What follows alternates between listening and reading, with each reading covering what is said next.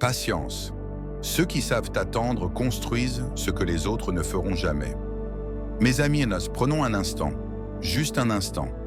Fermons les yeux, écoutons le silence.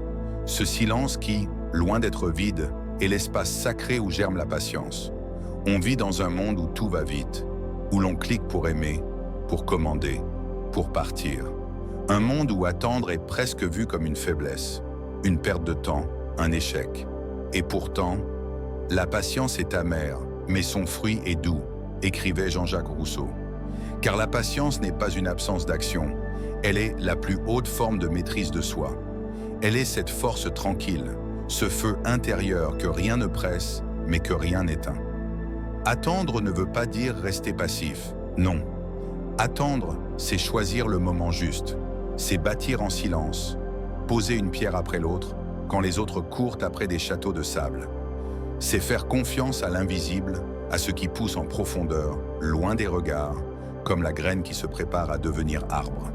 Il y a un génie dans la patience que la hâte ignore, car ce que l'on construit dans l'urgence est fragile. Ce que l'on plante avec sagesse, arrose avec soin, protège avec foi, devient inébranlable. Les grandes choses ne sont pas faites d'un coup, mais par une succession de petites choses réunies, disait Vincent van Gogh. Et pour les réunir, il faut du temps, il faut du cœur, il faut du souffle. Regardons l'histoire.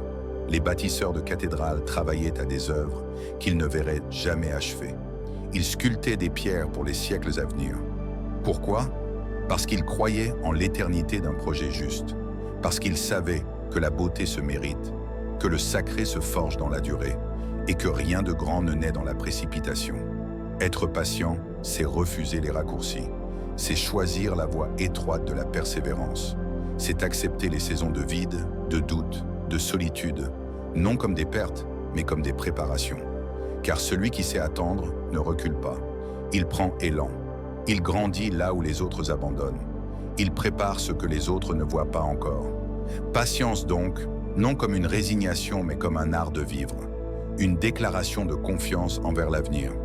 Une fidélité à ce que l'on porte en soi. Car ceux qui savent attendre construisent ce que les autres ne feront jamais. Et dans un monde qui s'agite, celui qui attend avec foi est déjà en train de vaincre. Alors soyons de ceux-là, des rêveurs enracinés, des bâtisseurs patients, des semeurs de demain.